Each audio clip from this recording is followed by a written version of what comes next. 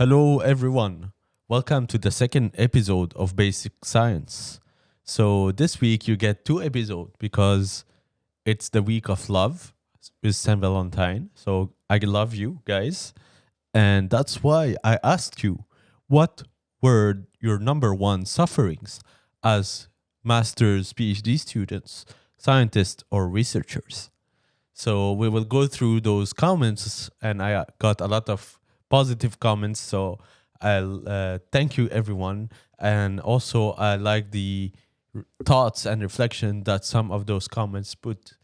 And I'm a bit sided now because I want those comments to pop in that direction while I'm reading them. So, welcome to this episode of Basic Science, where we will be discussing the sufferings of scientists. So let's start. I asked you questions on the same questions on LinkedIn, Facebook, or Instagram. And I will go through my LinkedIn first. If I have it here. And I will read the first comment. And this first comment will also appear on that side here of the screen. And I will see for, vertical content how I could adapt that thing. So definitely being treated as a child in the sense of being just a student, but having the responsibility of an adult when it comes to the judgment of peers and supervisors. Having no workers' right, no one to rely on when you're abused psychologically, emotionally, and even sexually sometimes. But being expected to act and produce as a professional that has all the meaning to perform on their duties. Those struggles are invisible and often silenced. You have unbelievably high rates of depression and other mental and physical problems when compared to the general population. And I'm not even speaking about the amount of colleagues I have seen abusing over the counter legal and illegal drugs. Autoimmune diseases are also a reality I have seen many times. You are seen as highly educated person outside of academia, but inside of it, you are just another one. And if you complain or try to make your voice heard, they put the blame on you, saying that you don't have what it takes to be there, measuring your worth as a person by your results and endurance to go through abuses that striving. The impact of those experiences as experiences on a person is hard to measure, but really hard to deal even after you leave academia.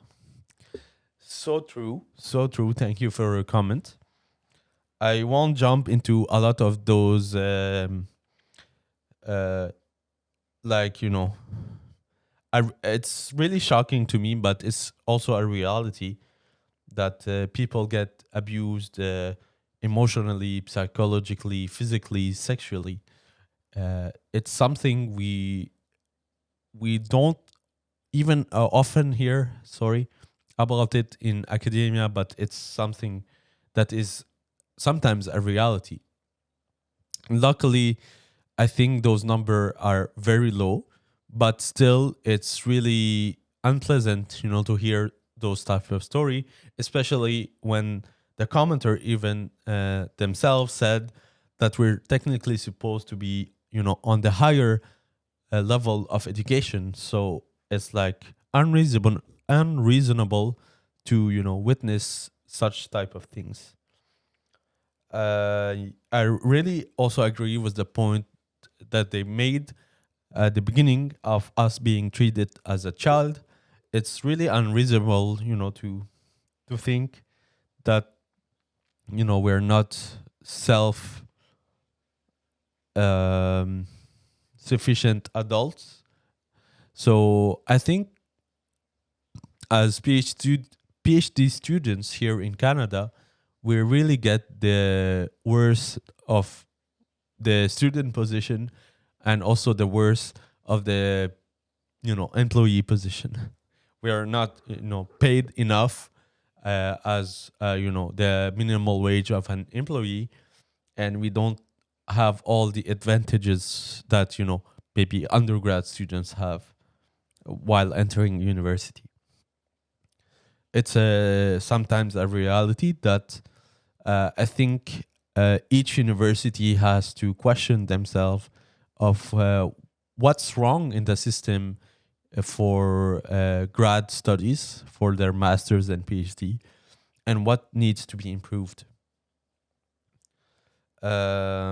Another thing that I really liked is the fact that we're left to ourselves, and that person has the experience of people, taking, illegal or legal drugs on the side, to calm themselves, to feel better about themselves.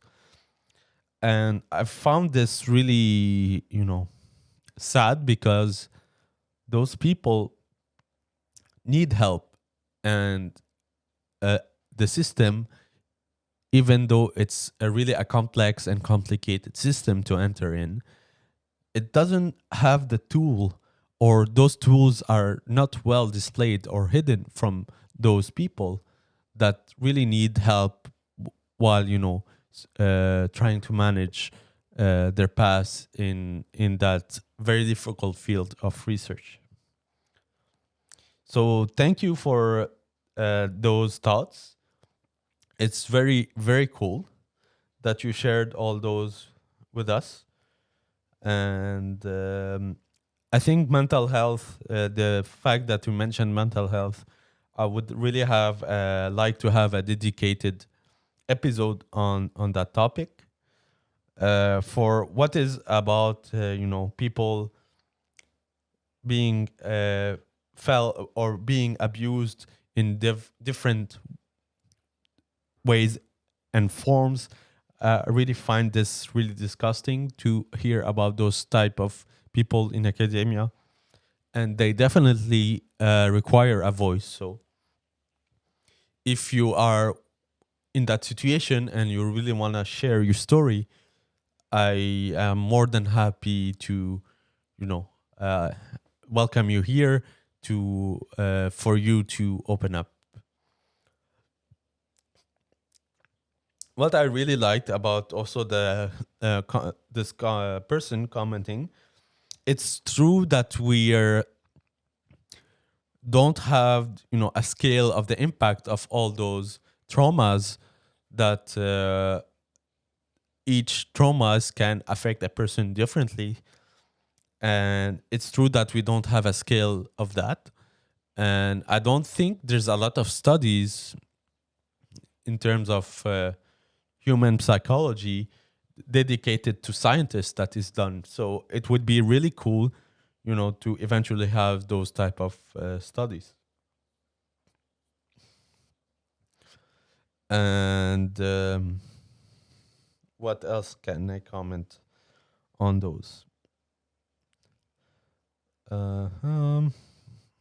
But yeah, definitely we need more actions taken rather than just like observing the facts. And what type of action, you might ask me?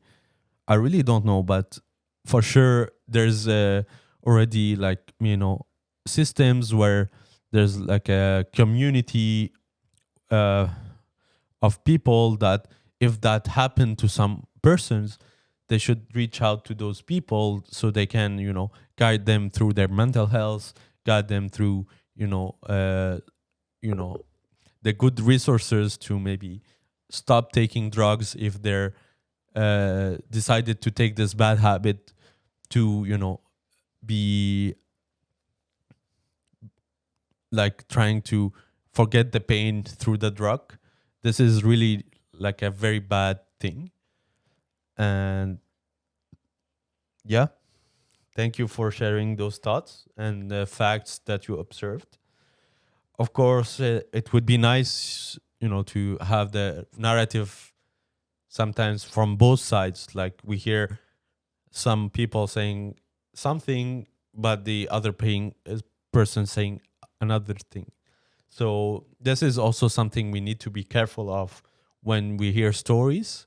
But for sure, we need to be more open to what's happening around academia. Another comment from the same person: if you try to stratify that by gender and race, I'm sure that would be mind blowing.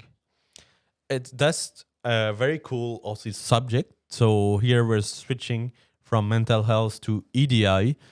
So EDI, for people who don't know, it's equity, diversity, inclusion. And sometimes I feel that the institute that have those recent community of EDI, I feel this is really bullshit because they just use it as a cover. There's no EDI really taking place in a given institute. Like if you are saying to me, yeah, we need equal women and men being PhD advisors, or having their own lab, you should be making sure that indeed you have equal men and women in your institute having that position, and not just saying words to say words.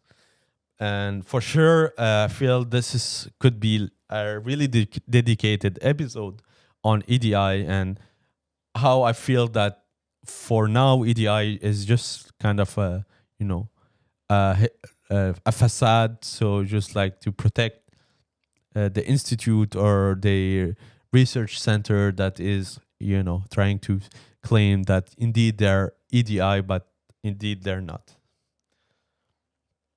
Another comment, I think it's not really a comment of discussion. It's an amazing initiative to have this podcast. Thank you. I'm very excited to hear all the discussions you will have on the role of AI in modern and future science.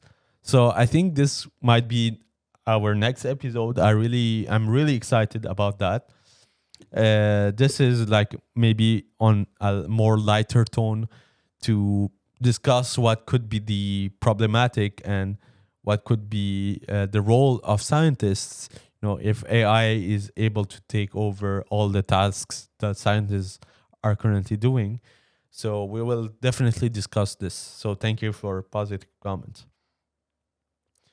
And the last one I got from LinkedIn is: I invite you to follow the group Taisez-vous Ensemble on Facebook. You will find a whole community of doctoral students and masters in the process of writing who discuss a lot about their difficulties and their suffering. So I'm more than happy, if Taisez-vous or whoever student in Montreal is wishing to discuss their experience in the academia, they're welcome, to come here and share their stories. I'm more than happy to discuss with other peoples about their sufferings and other facts that they were shocked of while entering academia. So this is it for LinkedIn. I think I got one nice comment on Facebook. So if I check my Facebook, nope.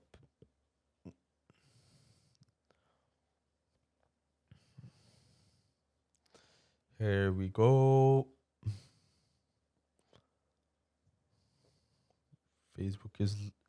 Facebook is slow.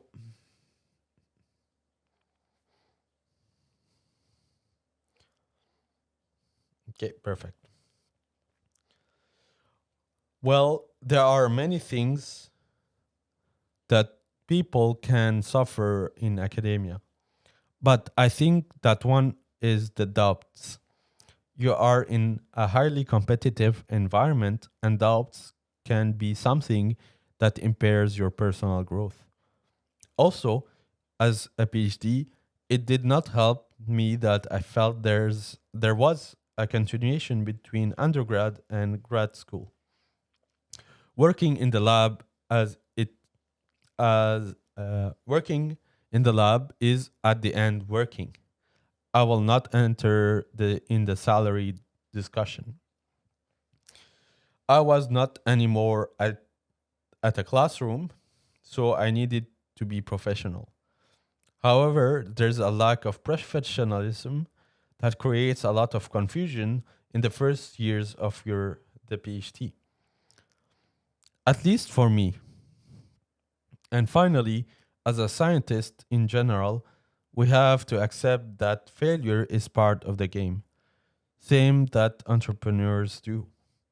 I heard so many times I lost my time because it was negative, myself included. But it was not negative until you discover it. Lots of us get into science being uncomfortable with uncertainty, which at the end is the base of any job uh, that is in definition has discovery and innovation.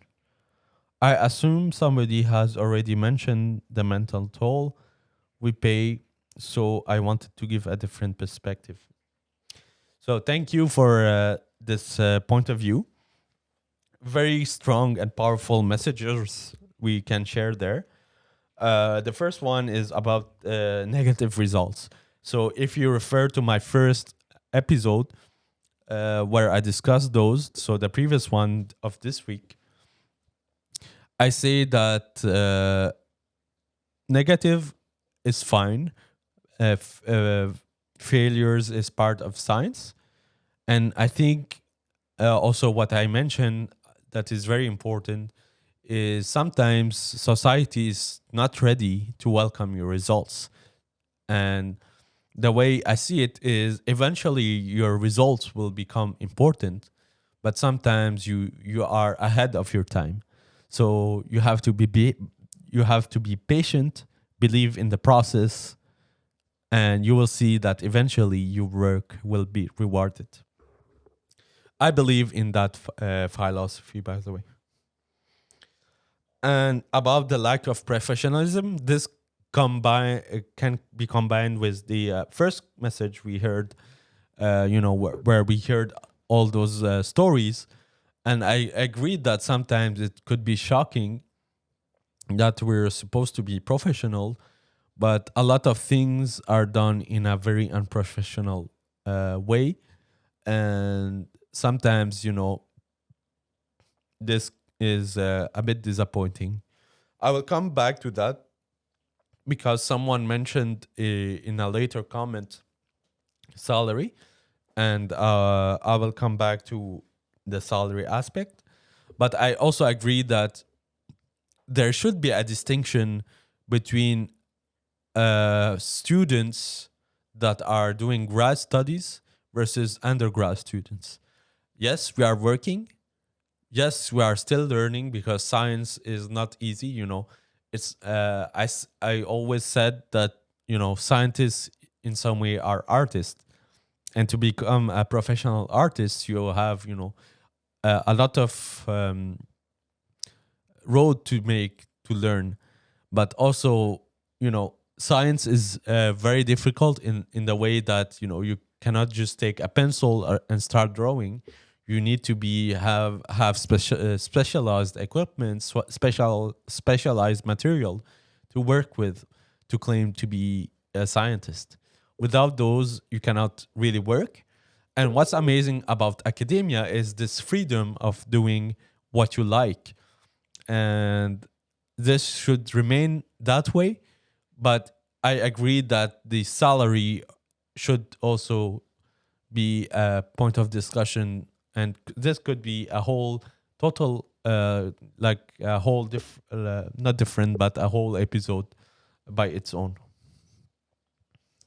What else we can take from this message? I really like the competitive aspect, and this impairs with the personal growth. I agree that, you know, uh, this is a place for me. The grad studies are a place where you're trying to discover yourself, and we should let that space of creativity to grad students to discover themselves. And maybe not all of them will end up becoming scientists, but at least if we have a healthy environment where science can also grow, the people can also grow with the science. And that's mostly it for that. There's the doubt aspect. I will jump right away to what someone else said. My suffering is the imposter syndrome, and it's so true that in that field we're in, where it's a lot of competition, you're already doubting yourself a lot, and other people make you doubt about you, and the science also make you doubt about you. So this is like a crazy, vicious circle where failure is central to all this. And once you get something very exciting, you sometimes tend to just say, hold on, is it really something that I should be excited of? Or is it just like an artifact, and the result I'm seeing there is just like a one in a million result, and I will never get the same result ever again. So importance in the imposter syndrome and the doubts by themselves, I will have a dedicated podcast on that, and we will try to demystify what type of doubts we have and why are we doubting. And it's important, but I feel it's doubt could be also seen in a healthy way, where it's important to critique yourself, but not in a way where it becomes the imposter syndrome, and it becomes this vicious cycle where you get something good, you doubt yourself, you get something bad, you doubt yourself. I think you gain by doing the same experiment. Even if you fail it 10 million times, you should be confident by your skills that you acquired, because you know exactly the millionth time you repeated this experiment and failed, you know exactly why you failed. And I feel that you kind of learn in that same process. So that's it for my Facebook people. I got a lot of thumbs ups. Great job. Very interesting. Super bravo. Thank you for your positive comments. And finally, I got two people messaging me on Instagram. And the first one is goes as follow. As discussed, it gave me anxiety not knowing if the time I was investing doing certain experiments was going to waste. If I would spend months working in something that fails in the end. I had the little voice in my head saying that I would never finish the PhD, and I was a bad PhD student because I should have known this was going nowhere. So this is a bit like what we were saying about the imposter syndrome, but also what we were saying throughout this podcast episode. I don't think every work you do is necessarily going to waste or a failure. Sometimes it just need time for society, let's say, to accept the type of experiment you're doing. But I also agree that sometimes if I discussed with an entrepreneur, let's say, my PhD, and how research work currently, they will say this is the worst investment of your time because indeed it's hard to know if it's going somewhere. But I'm a believer that every work is going somewhere. And of course, if you hide the failure, someone else will repeat the same mistake as you do. So, in that sense, this is not going anywhere. So, if someone is failing and, you know, indeed this is not leading to something, at least you should like mention it somewhere, because if you don't, you will, you know, waste the time of another person trying to do the same thing as you did, but failed again. But I, if in reality, in science, we fail 9 out of 10 experiments, I believe that 9 out of 10, 9 out of 10 times, what we do is not a waste of time. It's really rewarding to be in that position. So if you felt anxiety, for example, not knowing what your research is, where your research is leading you, I believe that it's something perhaps that also might have been affected by the environment you were in, because this is the essence of research. It's failing. So I believe that when I read this, perhaps there was more than just the science behind, and this is what led to your anxiety. But yeah, thank you for sharing your thoughts.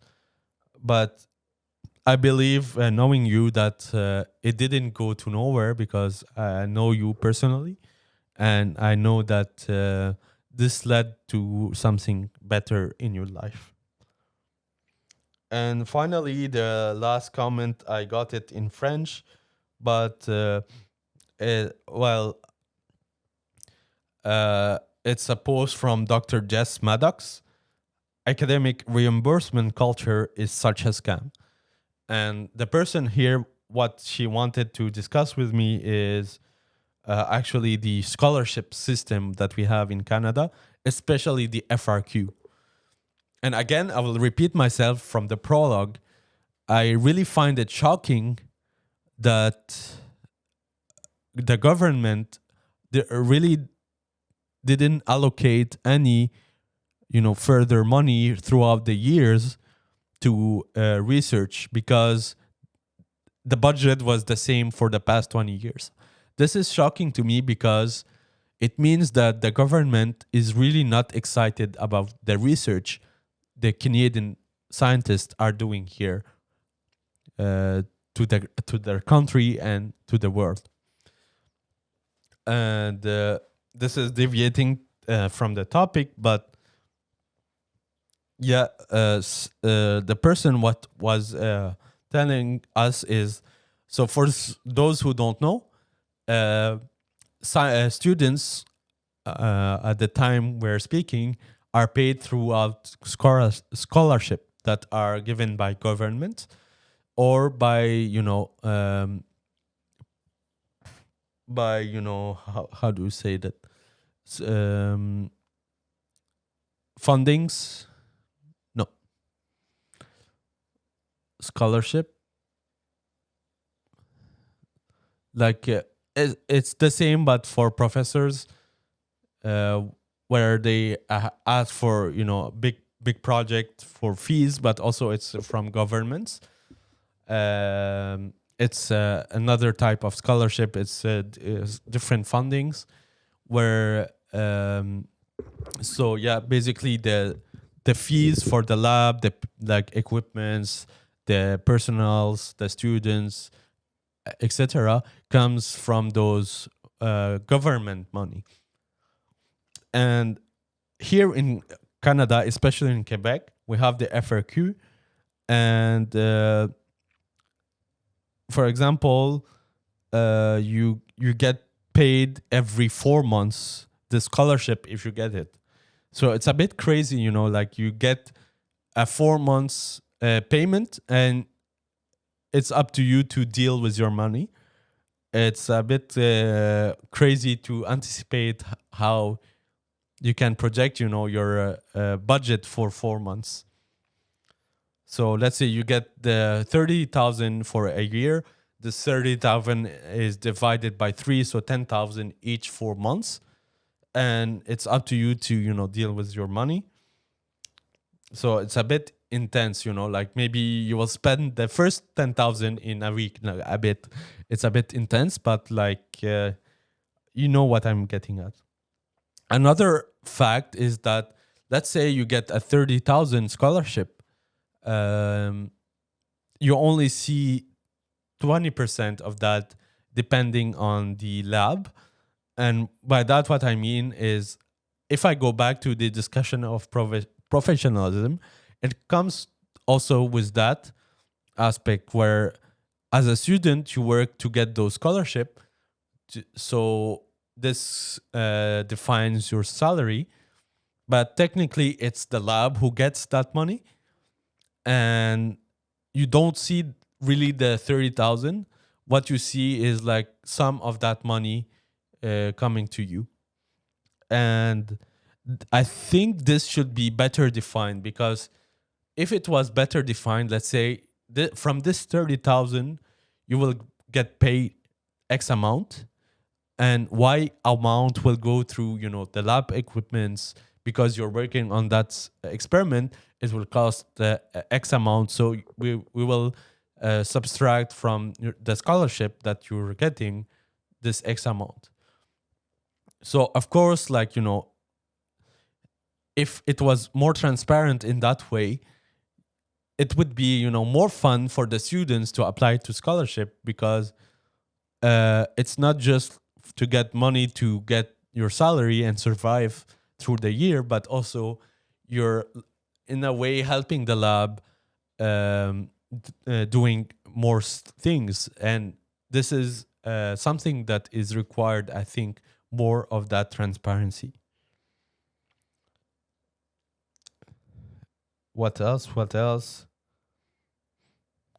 And of course, that same person discussed with me about vacations.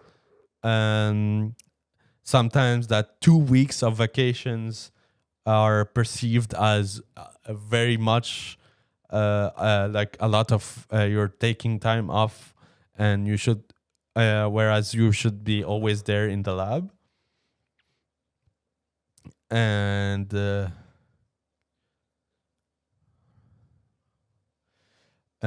yeah, so sometimes those vacation could be really touchy based on that person. So those are a lot of sufferings, right? Like, it's crazy to see that in the system, academic system, we still have a lot of those problems. I don't think they're necessarily specific to academia. You can still see them, in the professional world, in industry. You can always see those same type of problems. But I really like the first comment where they mentioned that we are in the highest, education level that a society can afford. So it's shocking to me that we see those type of problems. And the reason I also I'm trying to launch this podcast is to make people aware of those problems, and hopefully we try to find together solutions, because I feel that all those side problems are slowing down the pace of science and the quality of the science we're doing. So if I recap, we saw that there's a lot of mental toll on PhD students and researchers. I didn't hear, a professor speaking or in the discussion, but I'm pretty sure they also have a lot to say, especially, for example, for the scholarship and for them being competitive. But if the government is not also allocating more money to research, this also should be a debate between the government and the professors. Another debate that I would really love to hear from professor is what about your legacy? What about, if you suddenly get very ill and you want to transmit your knowledge, what kind of system you can think of so your legacy is continued? And a good example of that is, did Apple die when Steve Jobs died? I don't think so. So why should your research and knowledge die if you stop doing what you're doing? And I don't feel this is right, to don't have, an answer to that. So mental toll, the lack of professionalism that we can see, even though I don't dismiss that a lot of amazing people in academia are trying their best to improve that, and I know and I acknowledge that. Finally, the fear of failure, the imposter syndrome, those are a lot of realities that we should be more open to discuss and be more, uh, accepting about ourselves, especially like I said in previous episodes, where it seems that the society that is continually evolving and very rapidly is more and more result driven, and which could be scary for the scientists whom main like purpose is to fail to find the answer. This is part of the research game. It's called research for a reason. If the answer was so easy, probably we shouldn't even search in the first place. So yeah, the imposter syndrome, the scam. Maybe we feel it is a scam.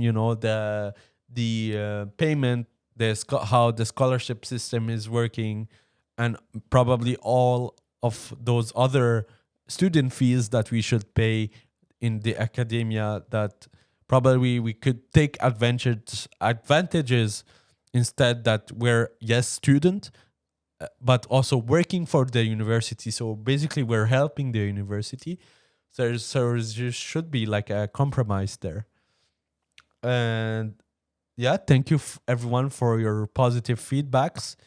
I really enjoyed discussing all those elements of suffering with you, and for sure we'll dive further in details into some of those elements, such as the imposter syndrome, the fear of failure, the EDI, and so on. So, on that note, have a great day. I know it's a very heavy episode this time, but something I would like to mention on a positive note is that sometimes we need to sit down and discuss those elements to find a better solution, or even a solution, because some of those problems are there for a long time, and this is a positive movement that we're trying to generate there, and hopefully it will have a positive impact for the next generations of scientists. Take care stay tuned for the next episode where we will have a fun discussion about maybe lighter topics